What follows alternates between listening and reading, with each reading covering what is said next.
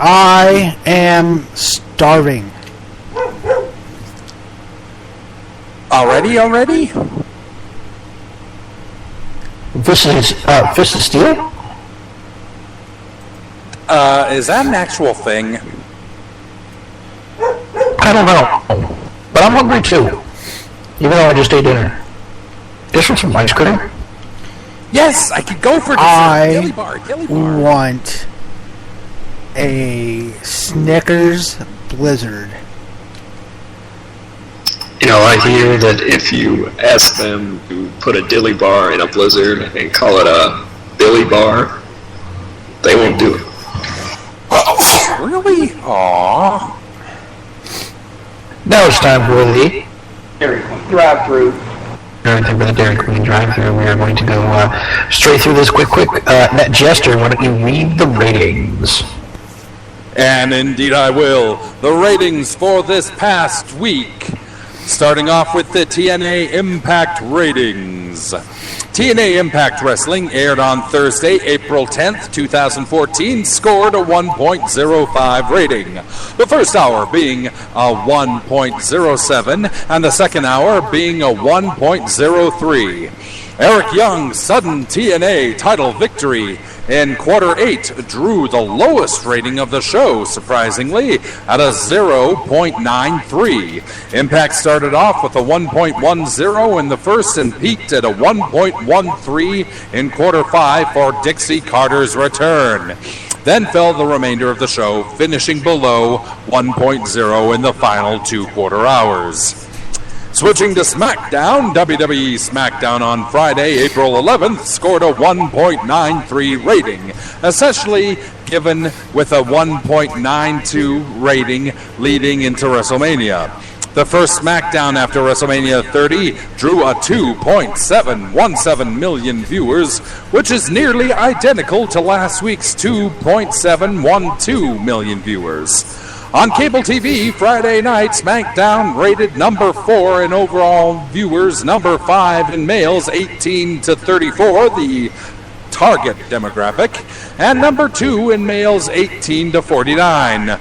SmackDown increased the key male demos compared to last week, plus among younger viewers. SmackDown hit a 3-month high in males 12 to 34 and teen males.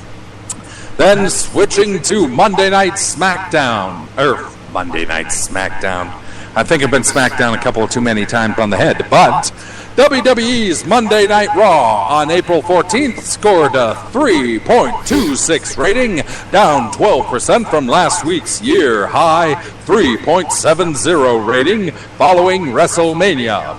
Raw was exactly in line with the 3.26 rating for the Chicago Raw on March 3rd.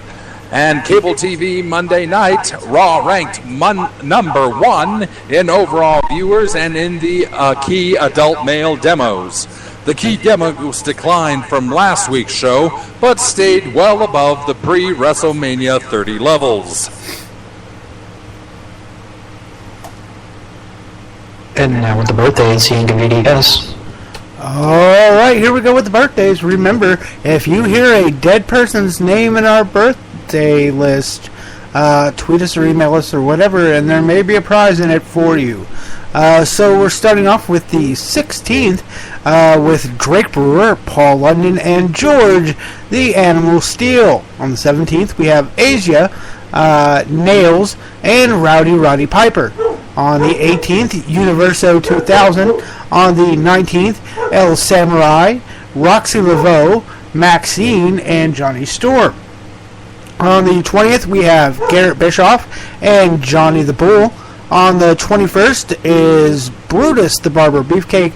And on the 22nd, Harlem Bravado, Electroshock, Ezekiel Jackson, Jay Lethal, and Chuck Taylor.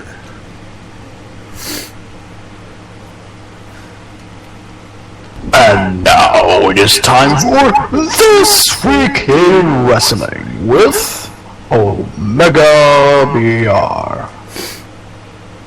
Yes, This Week in Wrestling History. It's like a 1973, where after 20 years in operation, the Japan Pro Wrestling Alliance closes, Their top stars, Giant Baba and Antonio Inoki, had left and formed their own promotions, Baba founding All Japan Pro Wrestling, and Inoki, of course, founding New Japan Pro Wrestling. Jump to 2000, where a bizarre match took place as the WWF contracted Taz defeated WCW contracted Mike Awesome by submission through Taz mission to win the ECW World Heavyweight title after Tommy Dreamer gave Awesome a DDT while the referee was knocked out. The title switch took place due to Awesome signing with WCW despite being under contract with ECW due to being owed money by Paul Heyman. And in 2007, Santino Marella debuts on Raw as part of a broadcast from Italy as a crowd member who was brought into the ring to face then Intercontinental Champion Umaga, actually winning the title from him and earning the moniker of the Milan Miracle 7 years ago. And that was this weekend wrestling history. That's pretty impressive, to be completely honest with you. If you've seen that debut, it's really good. It's surprisingly good. Yeah.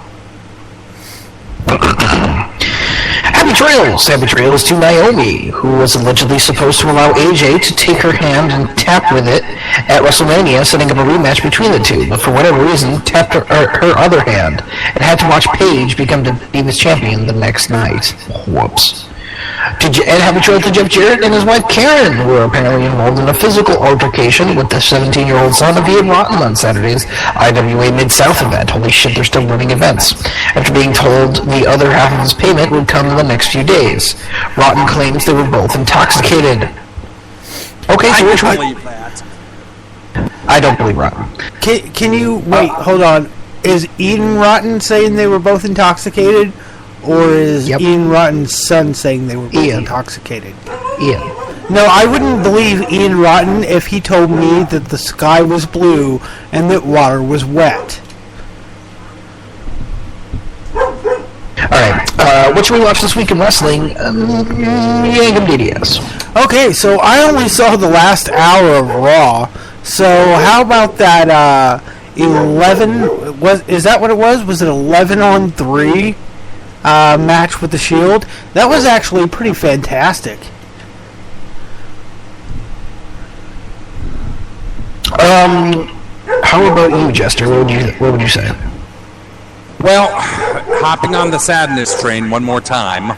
As you know, it's Warrior Week on the WWE Network, so go on the WWE Network, find your favorite Warrior match, and watch that. Right now, going on the WWE Network is WrestleMania from Skydome, champion versus champion, Hulk Hogan versus the Warrior.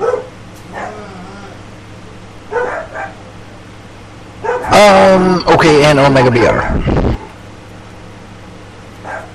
I'm going to go with Ultimate Warrior at WrestleMania, but I believe it was WrestleMania... You know the one I'm talking about. Which one?